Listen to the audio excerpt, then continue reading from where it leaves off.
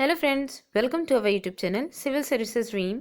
तो फ्रेंड्स, आज की इस वीडियो में हम लोग यूपीपीसीएस 2021 की टेस्ट सीरीज़ में टेस्ट 15 में हम लोग स्पेशल क्विज सॉल्व करेंगे।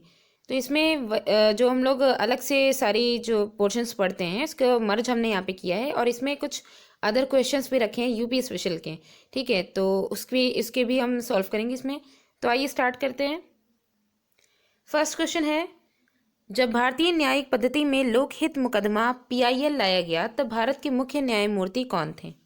ऑप्शंस हैं कमल नारायण सिंह, पीएन भगवती, सोमनाथ चटर्जी या फिर शिवराज वी पाटिल।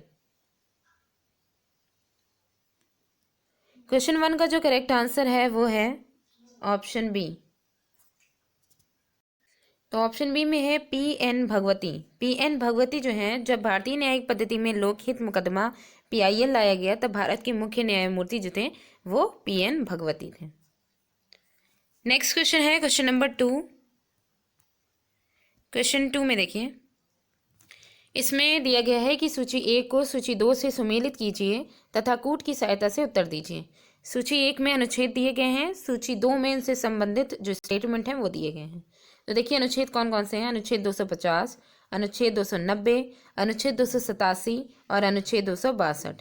स्टेटमेंट देखिए, सूची 2 में जो दिया गया है उसमें है अंतर्राज्यीय नदियों अथवा नदी घाटियों के पानी से संबंधित विवादों के संबंध में न्याय निर्णयन, बिजली पर करों से छूट, कुछ व्ययों और पेंशनों के संबंध में समायोजन, राज्य सूची के किसी विषय पर आपातकाल की स्थिति में संसद की कानून बनाने की शक्ति। तो यहाँ पे हमें कूट की सहायता से हमें इसका आंसर देना है। तो देखिए इसमें क्वेश्चन 2 का जो करेक्ट आंसर है वो है ऑप्शन बी 4, 3, 2, 1। आइए मैच करके देखते हैं। इसमें जो अनुच्छेद 250 है उसमें कहा गया है कि राज्य सूची के विषय पर आपातकाल की स्थिति में संसद की कानून बनाने की शक्ति। ठीक है, फिर है अनुच्छेद 290, इसमें है कुछ व्ययों और पेंशनों के संबंध में समायोजन। फिर अनुच्छेद 287 इसमें दिया गया है, ये जो है अनुच्छेद 287 जो है वो है बिजली पर करों से छूट के जो मतलब इससे संबंधित है। और फिर लास्ट में है 262, अनुच्छेद 262 में है अंतर्राज्यीय नदियों अथवा नदी घाटियों के पानी से संबंधित विवादों के संबंध में न्याय निर्णयन। तो क्वेश्चन 2 का करेक्ट आंसर हुआ ऑप्शन बी 4, 3, 2, 1। नेक्स्ट क्वेश्चन है क्वेश्चन नंबर 3। क्वेश्चन 3 में है प्रथम योजना आयोग के उपाध्यक्ष कौन थे? ऑप्शंस हैं गुलजारी लाल नंदा, पीवी राज मन्नार, एन.के. सिंह और के संथानम। तो इसकी जो क्वेश्चन 3 का करेक्ट आंसर जो है वो है ऑप्शन ए गुलजारी लाल नंदा।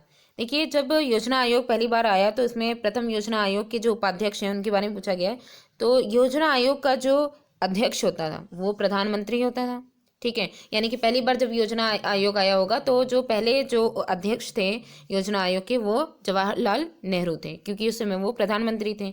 ठीक है, और उस समय जो प्रथम उपाध्यक्ष थे वो थे गुलजारी लाल नंदा। ठीक है, और इसकी जो स्थापना हुई थी, योजना आयोग की जो स्थापना हुई थी प्रथम बार, वो हुई थी 15 मार्च 1950 ईस्वी को।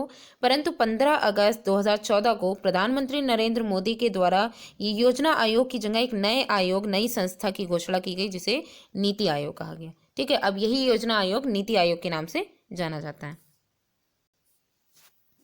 नेक्स्ट क्वेश्चन है क्वेश्चन नंबर 4। क्वेश्चन 4 में दिया गया है केंद्र और राज्य सरकारों के विवाद को सुलझाने के लिए कौन कौन से आयोगों का गठन हुआ? तो यहाँ पे देखिए 5 आयोग दिए गए हैं। इसमें दिया गया है प्रशासनिक सुधार आयोग, राज मन्नार आयोग, पुंछी आयोग, भगवान सहाय समिति आयोग या फिर सरकारी आयोग। तो इनमें से हमें कूट की सहायता से आंसर देना है कि केंद्र और राज्य सरकारों के विवाद को सुलझाने के लिए कौन कौन से आयोगों का गठन हुआ है।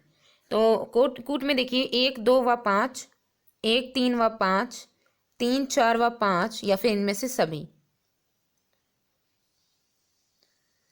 तो क्वेश्चन 4 का जो करेक्ट आंसर है वो है ऑप्शन डी, इनमें से सभी। यानी यहाँ पे 5 आयोग जो दिए गए हैं उन सभी के द्वारा इन सभी का गठन हुआ है केंद्र और राज्य सरकारों के विवाद को सुलझाने के लिए। इस क्वेश्चन में एक चीज़ और देख लीजिए, क्योंकि इसका जो आंसर है वो है इनमें से सभी। हुआ क्या था कि जो केंद्र और राज्य के मध्य विवाद को सुलझाने के लिए जो आयोग गठित हुए थे वो 4 आयोग गठित किए गए थे। ठीक है, 4 आयोग जो गठित किए गए थे उनमें से ये जो पुंछी आयोग जो है, ये जो आयोग है ये सरकारिया आयोग के बाद बदलते राजनीतिक एवं आर्थिक परिदृश्य में काफ़ी परिवर्तन के कारण नई परिस्थितियों में केंद्र राज्य संबंधों का पुनः आकलन किया जाने के लिए इस आयोग का गठन हुआ। यानी कि ये जो सरकारिया आयोग है इसी के बाद ही और जो मतलब कि और भी ज़्यादा क्लैरिफिकेशन के लिए, ठीक है, फिर से आकलन किया जाए, जो राज्य और केंद्र के जो संबंध हैं उनको फिर से आकलन किया जाए, तो उसकी वजह से जो है पुंछी आयोग का गठन हुआ था। मोस्टली जो संबंध केंद्र और राज्य सरकारों के बीच विवाद को सुलझाने के लिए जो आयोग का गठन हुआ है वो 4 हुए हैं। ठीक है, प्रशासनिक सुधार आयोग, राजमन्नार, भगवान सहाय समिति और सरकारिया आयोग। नेक्स्ट क्वेश्चन है क्वेश्चन नंबर 5। क्वेश्चन 5 में है सूची 1 को सूची 2 से सुमेलित कीजिए तथा सूचियों के नीचे दिए गए कूट से सही उत्तर चुनें। पहली सूची में उद्योग दिए गए हैं, दूसरी सूची में केंद्र दिए गए हैं। तो देखिए उद्योग में है खेल का सामान केंद्र मुरादाबाद, दिया सलाई सहारनपुर, पीतल का सामान मेरठ और लकड़ी पर नक्काशी बरेली। कूट की सहायता से हमें यहाँ आंसर देना है। तो क्वेश्चन 5 का जो करेक्ट आंसर है वो है ऑप्शन बी, 3 4 1 2। मैच कर लेते हैं। देखिए यहाँ पे खेल की सामान का जो उद्योग है वो है, उसका केंद्र है मेरठ में। ठीक है, दिया सलाई उद्योग का जो केंद्र है वो है बरेली में। पीतल के सामान उद्योग जो है, पीतल का सामान जिस उद्योग में बनता है इसका जो केंद्र है वो है पीतल की सामान का, वो है मुरादाबाद में। और लास्ट में लकड़ी पर नक्काशी, ये है सहारनपुर में। सहारनपुर जिले में जो लकड़ी पर नक्काशी का जो केंद्र, वहाँ जो सहारनपुर जिले में स्थित है, वहाँ ये जो केंद्र है ये विश्व प्रसिद्ध केंद्र है। ठीक है, यहाँ से USA, UK, Singapore, Switzerland, Sweden आदि और भी जितने भी पश्चिमी देश हैं उनमें निर्यात होता है। ठीक है, तो ये विश्व प्रसिद्ध जो है ये भारत में जो सहारनपुर जिला है जहाँ पे लकड़ी पर नक्काशी होती है, ये विश्व प्रसिद्ध केंद्र है जहाँ से पश्चिमी जितने भी देश होते हैं उन सब में यहाँ से निर्यात होता है। नेक्स्ट क्वेश्चन है क्वेश्चन नंबर 6। क्वेश्चन 6 में दिया गया है उत्तर प्रदेश में पूर्वांचल एक्सप्रेस मार्ग निम्नलिखित में से किस नगर से नहीं गुजरेगा। ऑप्शंस हैं फैजाबाद, बस्ती, आजमगढ़ और मऊ। क्वेश्चन 6 का जो करेक्ट आंसर है वो है ऑप्शन बी, बस्ती। देखिए लखनऊ के चंदसराय से गाजीपुर के हैदरिया तक, ठीक है, 354 किलोमीटर लंबाई वाला ये पूर्वांचल एक्सप्रेस मार्ग है जो कि उत्तर प्रदेश के 9 जिलों में निर्बाध आवाजाही सुनिश्चित करेगा। ठीक है, ये जो मार्ग है एक्सप्रेसवे मार्ग, इससे 9 जिले जुड़ेंगे। ठीक है, तो 14 जुलाई 2018 को प्रधानमंत्री जी द्वारा जो है इसका उद्घाटन किया गया था पूर्वांचल एक्सप्रेस मार्ग का, जो कि उत्तर प्रदेश के इसमें 9 जिले जो हैं वो कौन कौन से हैं, लखनऊ, गाजीपुर, अमेठी, आजमगढ़, फैजाबाद, बाराबंकी, मऊ, अंबेडकर नगर और सुल्तानपुर। ठीक है, इनसे ये गुजरेगा ये रास्ता, जिसमें बस्ती नहीं आता है, इसलिए इसका ऑप्शन जो होगा वो बस्ती होगा। नेक्स्ट क्वेश्चन है क्वेश्चन नंबर 7। क्वेश्चन 7 में दिया गया है कि निम्नलिखित में से कौन उत्तर प्रदेश के चौथे राज्य वित्त आयोग के अध्यक्ष थे। ऑप्शंस हैं JL बजाज, अतुल कुमार गुप्ता, SA रिजवी और TN धर। क्वेश्चन 7 का जो करेक्ट आंसर है वो है ऑप्शन बी, अतुल कुमार गुप्ता। अतुल कुमार गुप्ता जो है ये उत्तर प्रदेश के चौथे राज्य वित्त आयोग के अध्यक्ष थे। नेक्स्ट क्वेश्चन है क्वेश्चन नंबर 8। क्वेश्चन 8 में दिया गया है कि उत्तर प्रदेश में एक बब्बर शेर सफारी स्थापित किया जा रहा है। कहाँ किया जा रहा है? ऑप्शंस हैं बलरामपुर में, इटावा में, महाराजगंज में या फिर पीलीभीत में। तो इसमें देखिए क्वेश्चन 8 में इसका जो आंसर है वो है ऑप्शन बी, इटावा। ठीक है, उत्तर प्रदेश में जो बब्बर शेर सफारी है, ये बब्बर शेर प्रजनन केंद्र सफारी पार्क ये इटावा में स्थापित किया जा रहा है। ठीक है, अगला क्वेश्चन है क्वेश्चन नंबर 9। क्वेश्चन 9 में दिया गया है सूची 1 को सूची 2 से सुमेलित कीजिए तथा कूट की सहायता से उत्तर दीजिए। पहली सूची में मठ दिए गए हैं और दूसरी सूची में स्थान दिए गए। ये जो मठ हैं ये बौद्ध मतलब कि बौद्ध संगठन जो है बौद्ध धर्म से संबंधित है। ठीक है, तो ये जो मठ है ये किस स्थान में मतलब किस स्थान पर ये जो है स्थित है, तो यहाँ पे देखिए नामग्याल मठ देहरादून, थिकसे मठ धर्मशाला, मतलब मठ पहले देख ले उसके बाद स्थान देख लेते हैं। तो नामग्याल मठ है, थिकसे मठ है और मिंड्रालिंग मठ है और रूमटेक मठ है। स्थान में देहरादून, धर्मशाला, गंगटोक और लद्दाख। तो कूट की सहायता से हमें इसका आंसर देना है। क्वेश्चन 9 का जो करेक्ट आंसर है वो है ऑप्शन बी 2413। तो देखिए इसमें जो नामग्याल मठ है ये है धर्मशाला, ठीक है। धर्मशाला जो स्थान है जो कि हिमाचल प्रदेश में है, हिमाचल प्रदेश में, यहाँ पर नामग्याल मठ स्थित है। थिकसे मठ जो है वो है लद्दाख, जम्मू कश्मीर, लद्दाख, ठीक है, जम्मू कश्मीर लद्दाख में स्थित है। और मिंड्रालिंग मठ जो है ये है देहरादून, देहरादून उत्तराखंड जो है वहाँ पे स्थित है, ठीक है। तो ये हो गया देहरादून। और लास्ट में आता है रूमटेक मठ, ये है गंगटोक सिक्किम, गंगटोक सिक्किम में स्थित है। तो ये हो गया क्वेश्चन 9 का करेक्ट आंसर होगा ऑप्शन बी 2413, उनके मठ और उनके स्थान दे दिए गए। नेक्स्ट क्वेश्चन है क्वेश्चन नंबर 10। क्वेश्चन 10 में दिया गया है निम्नलिखित में से कौन सम्मिलित नहीं है। यहाँ पे देखिए एक तरफ प्रमुख संप्रदाय दिए गए हैं, दूसरी तरफ उनके संस्थापक दिए गए हैं। तो इनमें से हमें ये बताना है कि कौन सा संप्रदाय किस संस्थापक से सही सुमेलित नहीं है। तो देखिए संप्रदाय देखते हैं। संप्रदाय में है बरकरी, राम भक्त, श्री वैष्णव और परमार्थ। और यहाँ पे जो संस्थापक हैं वह है नामदेव, रामानंद, रामानुज और निम्बार्क। तो इसमें कौन सा सुमेलित नहीं है। तो क्वेश्चन 10 का जो करेक्ट आंसर है वो है ऑप्शन डी परमार्थ निम्बार्क। परमार्थ जो प्रमुख संप्रदाय है इसके संस्थापक निम्बार्क नहीं बल्कि रामदास हैं, ठीक है। तो ये निम्बार्क नहीं बल्कि रामदास हैं इसके संस्थापक। बाकी बरकरी के जो संस्थापक हैं वो नामदेव हैं, राम भक्त के संस्थापक रामानंद हैं, श्री वैष्णव के जो संस्थापक हैं वो रामानुज हैं। तो क्वेश्चन 10 का करेक्ट आंसर हुआ ऑप्शन डी। अगला क्वेश्चन है क्वेश्चन नंबर 11।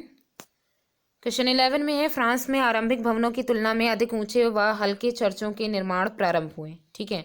वास्तुकला की ये शैली किस नाम से जानी जाती है, जिस शैली के जो है बेस पे ये जो हल्के और ऊंचे चर्च बनाए गए। तो देखिए ऑप्शंस नागर शैली, द्रविड़ शैली, गोथिक शैली या फिर इनमें से कोई नहीं। तो क्वेश्चन 11 का जो करेक्ट आंसर है वो है ऑप्शन सी गोथिक शैली। फ्रांस में आरंभिक भवन जो शुरू में बनते थे उनकी तुलना में जो अधिक ऊंचे और हल्के चर्च का निर्माण किया गया वो गोथिक शैली की मतलब गोथिक शैली की जो वास्तुकला है, वास्तुकला की गोथिक शैली के आधार पर किया गया था, ठीक है। नेक्स्ट क्वेश्चन है क्वेश्चन नंबर 12। क्वेश्चन 12 में है जूट उद्योग का पहला कारखाना भारत में कहाँ खोला गया। ऑप्शंस हैं फोर्ट ग्लास्टर, रिश्रा, कोयम्बटूर या फिर आसनसोल। क्वेश्चन 12 का जो करेक्ट आंसर है वो है ऑप्शन बी रिश्रा, कोलकाता, ठीक है। रिश्रा कोलकाता में जूट उद्योग का पहला कारखाना भारत में ये खोला गया था। और जूट उद्योग का पहला कारखाना जो कि कोलकाता के समीप रिश्रा नामक स्थान पे 1855 में इसे लगाया गया था, ठीक है। नेक्स्ट क्वेश्चन है क्वेश्चन नंबर 13। क्वेश्चन 13 में है स्पंज आयरन के उत्पादन में भारत का विश्व में कौन सा स्थान है। ऑप्शंस हैं प्रथम स्थान, द्वितीय स्थान, तृतीय स्थान या फिर चतुर्थ स्थान। तो क्वेश्चन 13 का जो करेक्ट आंसर है वो है ऑप्शन ए प्रथम स्थान। स्पंज आयरन के उत्पादन में भारत का विश्व में प्रथम स्थान है, ठीक है। और 2014 ईस्वी में भारत, चीन, जापान, यूएसए के बाद विश्व का भारत जो है वो चीन, जापान, यूएसए के बाद विश्व का चौथा सबसे बड़ा इस्पात उत्पादक केंद्र बन गया, ठीक है। नेक्स्ट क्वेश्चन है क्वेश्चन नंबर 14। क्वेश्चन 14 में है ऑस्ट्रेलिया और न्यू गिनी के बीच कौन सी जल संधि पाई जाती है। ऑप्शंस हैं कुक जल संधि, टॉरस जल संधि, बासफोरस जल संधि या बाब अल मंदेव। क्वेश्चन 14 का जो करेक्ट आंसर है वो है ऑप्शन बी टॉरस जल संधि। ऑस्ट्रेलिया और न्यू गिनी के बीच जो जल संधि पाई जाती है वो है टॉरस जल संधि। अगला क्वेश्चन है क्वेश्चन नंबर 15। क्वेश्चन 15 में इनमें से कौन सही सुमेलित है ये पूछा गया है, ठीक है। तो यहाँ पे इनके जो मतलब उनका नामकरण दिया गया है कि ये जो स्टेटमेंट है ये किस देश के लिए यूज़ हो रहा है। तो वो यहाँ पे हमें देखना है। तो इसमें से कौन सा सही सुमेलित है? देखिए, एंटिलीज का मोती शिकागो, लैंड ऑफ केक्स किसे कहा गया है? न्यूजीलैंड को। आइलैंड ऑफ क्लोव्स वियना को कहा गया है। Pillars of Hercules straits of Gibraltar को कहा गया है। इसमें से कौन सा सही सुमेलित है? क्वेश्चन 15 का जो करेक्ट आंसर है वो है option D, pillars of Hercules. Pillars of Hercules किसे कहते हैं? स्ट्रेट्स ऑफ जिब्राल्टर को कहते हैं। ठीक है, ये स्टेटमेंट सही है। बाकी यहाँ पे जो दिया गया है एंटिलीज का मोती, एंटिलीज का मोती शिकागो को नहीं बल्कि क्यूबा को कहा गया है। क्यूबा को एंटिलीज का मोती कहते हैं। लैंड ऑफ केक्स न्यूजीलैंड नहीं बल्कि स्कॉटलैंड है। स्कॉटलैंड को लैंड ऑफ केक्स भी कहा जाता है। आइलैंड ऑफ क्लोव्स ये वियना नहीं बल्कि जंजीबार तंजानिया है। ठीक है, आइलैंड ऑफ क्लोव्स जो है वो जंजीबार तंजानिया। ठीक है, जंजीबार तंजानिया को जो है आइलैंड ऑफ क्लोव्स कहा जाता है। तो क्वेश्चन 15 का जो करेक्ट आंसर हुआ वो पिलर्स ऑफ हरक्यूलिस, जो कि यहाँ पे सही है, स्ट्रेट ऑफ जिब्राल्टर को कहते हैं। नेक्स्ट क्वेश्चन है क्वेश्चन नंबर 16। क्वेश्चन 16 में है इंद्रधनुष के बनने में कौन कौन सी प्रक्रियाएं सम्मिलित होती हैं? तो ऑप्शंस हैं परावर्तन, पूर्ण आंतरिक परावर्तन, अपवर्तन या इनमें से सभी। क्वेश्चन 16 का जो करेक्ट आंसर है वो है ऑप्शन डी, इनमें से सभी।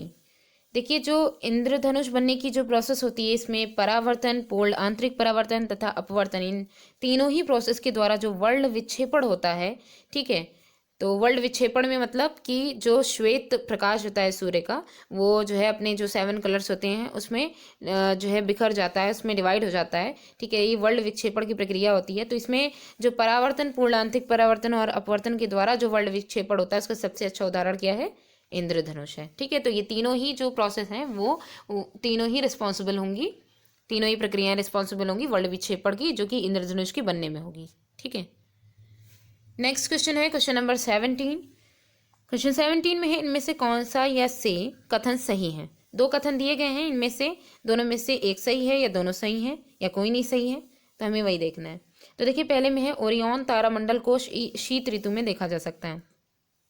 दूसरे में है वृहत सप्तऋषि नामक तारामंडल को बिग डिपर कहा जाता है।